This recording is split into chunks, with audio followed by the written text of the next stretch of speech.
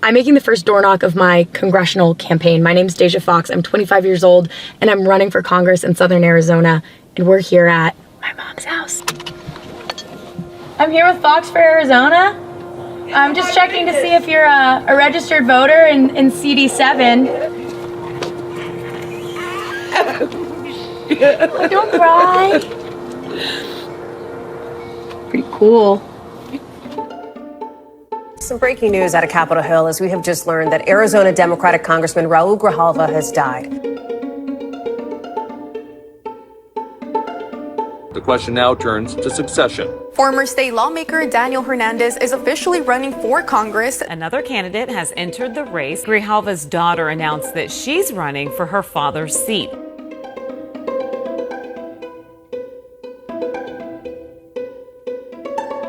A new face has entered the race for the late Congressman Raúl Grijalva's seat. Social media strategist and digital content creator Deja Foxx.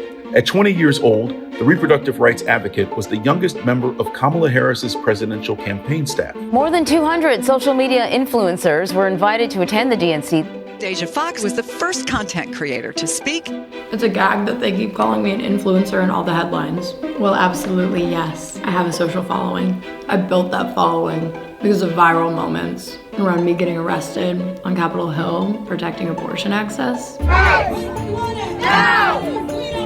Shut it down!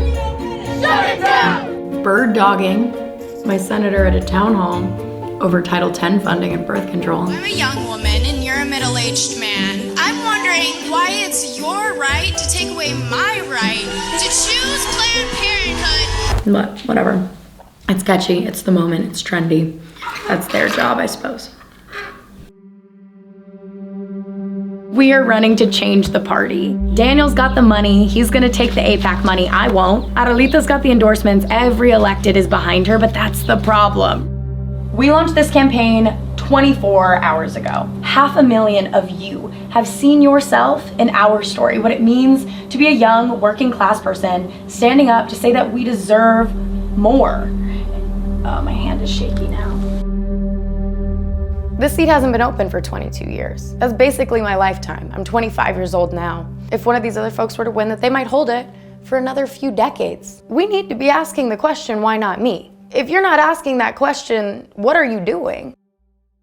I filed my statement of interest, my nomination petition, but I'm up on this website now. Well, you can see all of the candidates who filed. Bow, bow, bow. And guess who my first signer was? My mom. She has the opportunity. I'm just like, wow. It's like, I don't have words. It's been an influx of all different emotions. Hello. Are you guys registered voters? Yeah, we're all ready. We're trying to get Deja Foxx on the ballot for Congress. I was born and raised right here in Tucson by a single mom, and I grew up in Section 8 housing. We relied on everything from SNAP benefits to Medicaid, and I went to our public schools where I was a free lunch kid. My life was touched in every way because of our lack of resources. I saw the ways my mom struggled, the weight of poverty and stress on a single mom, and the substance abuse issues that she carried with her. By the time I was 15, things had gotten pretty tough. And while she navigated that process of recovery, I had to make big decisions about my own life. I moved to Congressional District 7 to South Tucson, where I lived with my boyfriend at the time and his family, 2 Mexican immigrants, neither of which spoke English. My Spanish got a whole lot better when I moved down there. And I found home there while she found recovery, and we built our relationship back up. But it was hard and it was complicated, though I'm proud to say that now in this campaign, she's my #1 volunteer and door knocker. Mom, what just happened? We got noticed on the street. We got recognized. A woman and her partner pulled over and they were like, I follow you on TikTok. This is the first tangible piece of this campaign. There's something so nuts about seeing my last name, our campaign, on the literature that you could leave at a door. This feels really real. This is the first tangible piece of our campaign, like the first thing I get to hold. Fundraising has been up and down. I feel like we're in an up right now. I have it down, how to make viral videos, how to make videos that perform and engage and translate people from viewers to followers. And now the question becomes, how do we move them from viewers to followers to supporters of this campaign? I think a lot of young people and people who've been left out of this political process, working class people, think that political races are won by these like smoke-filled dark room deals of big money. And like, they're not wrong. Like, that is sort of what's going on in this race around big money and big endorsements. But what I'm offering as an alternative is that we have volume on our side. Young people have the tool of social media where we can reach hundreds of thousands of people on a free platform. I'm 25 years old and running for Congress. My name's Deja Foxx. This is a college campus. Canvas. Kickoff? Whoa, what? Hey there, I know your hands are so full. My name is Deja. I'm running to represent us in Congress. Oh my gosh, I don't want to, I'm gonna fold this. Yeah, okay? Yeah, that's perfect.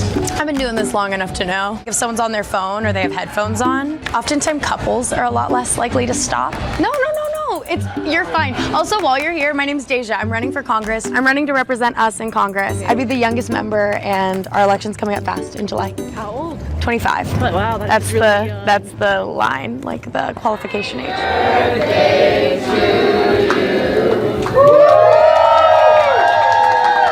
I don't think I can blow them out. I don't think they blow out. I think they sparkle. We needed 798 signatures to qualify. We got double. But we also needed to turn 25. And we did that today. My name is Deja Foxx. I'm 25 years old and I'm running for Congress. And this is a volunteer canvas launch. Hi, I'm Caleb and I'm out here supporting Deja because of her ideas and supporting fellow Arizonians on their fight for equality. Slade. I am a level of accessible that most politicians are not, right? They can DM me, they can leave their comments on our policy and what policies they care about, or they can pull up on Fridays at 5 and come knock doors with us. They got the endorsement, they got all that. He's got the money, but I've got the moment. You're the AOC of the race. Thank you, I received that. I appreciate you. No, I'm gonna cry. It just feels so special to have so many people showing up for me. We just saw a budget bill passed by one vote that cuts SNAP benefits and Medicaid that my family, my neighbors, my friends rely on. And it is possible that we wouldn't be in this situation if we hadn't lost 3 members over the last few months. And so we need to be having a conversation about age. We need to be talking about who is our next generation of leadership. We need to be reckoning with the reality because families like mine already are. Ooh, nice and warm. Hot even. We have 1,053 signatures. But I'm imagining, if I do the math right, and I've talked to the lawyers about this, that the ones we gathered online with the incorrect address should still be valid. So we should have 1,300, which is about, it's a little less than double what we needed, and that's what I was shooting for, so. I live alone.